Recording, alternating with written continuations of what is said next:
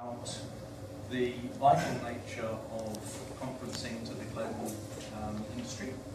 We've heard quite a lot about the limitations that we're very familiar with conventional conferencing solutions, and we've heard that the Dolby Voice solution is a game changer.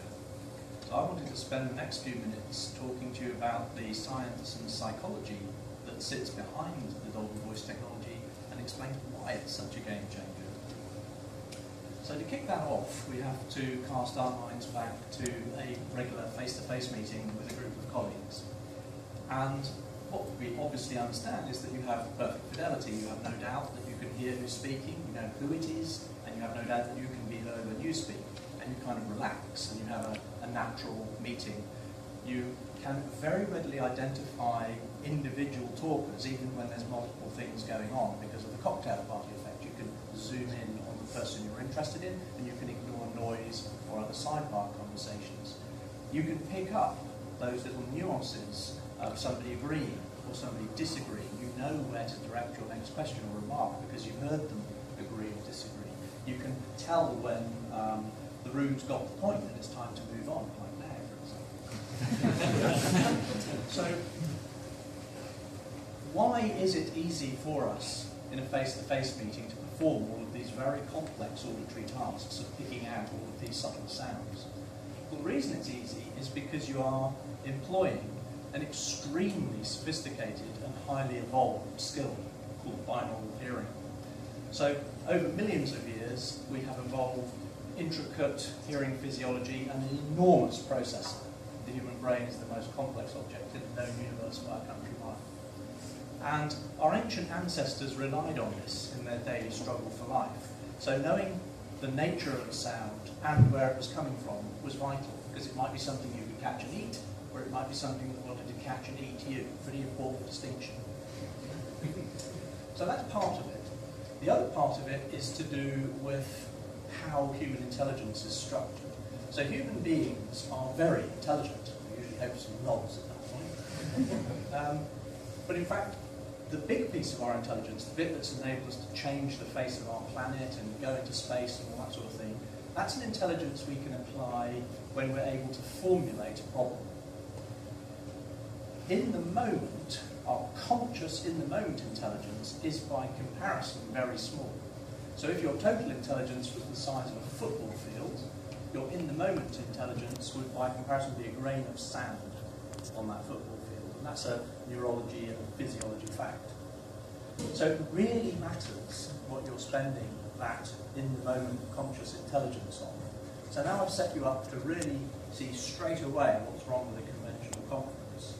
So the fidelity of the sound has been crushed out. We're only hearing the loudest sound. So all of those subtle noises that we wanted, who's agreeing, who's disagreeing, have gone away. All of the spatial cues have gone away, so now it's much harder to tell who's talking, or who's waiting to talk, or who's agreeing or disagreeing. And we crush all of that down into a mono signal and often play it into only one ear. So now that piece of conscious intelligence, which is so critical, is diverted onto just the most unnatural listening task you could ever wish to suffer from, really. And you're working really hard to decipher what's in that signal, who's talking, who's agreeing, who's not agreeing. It's actually very distressing from a psychology point of view not to know who's saying what. And because you've diverted the intelligence in the wrong way, it's extremely fatiguing.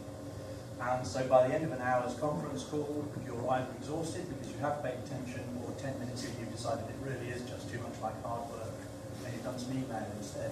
And you shouldn't feel so guilty about that, actually, because it is a physiological consequence of what they're doing with conventional conferences. So the magic of the Dolby solution is to retain, preserve, if you will, and recreate the most critical natural audio cues that make face-to-face meetings relatively effortless. So we maintain fidelity, we keep the spatial audio cues, and we make sure that those critical soft signals also survive the system. From the earliest days of demonstrating this technology, we got a lot of feedback from even people we were demonstrating to saying, wow, that was amazing. After a few seconds I could relax into my meeting and it felt more like a face-to-face conversation. It felt like we could get more done. which is great news. But at Dolby Labs, we thought it would be very interesting to try and measure the impact of this kind of communication solution on task efficiency. So we devised a set of tasks related to some standardization work, and we had teams perform those tasks, either face-to-face or using conferencing solutions. The teams would have been partly in a room with a conferencing device, partly in remote users in soundproof booths.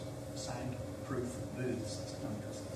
So the baseline, the sort of datum for performance would be face-to-face. So that if they could perform a certain number of iterations of the tasks face-to-face, we rate that as 100%.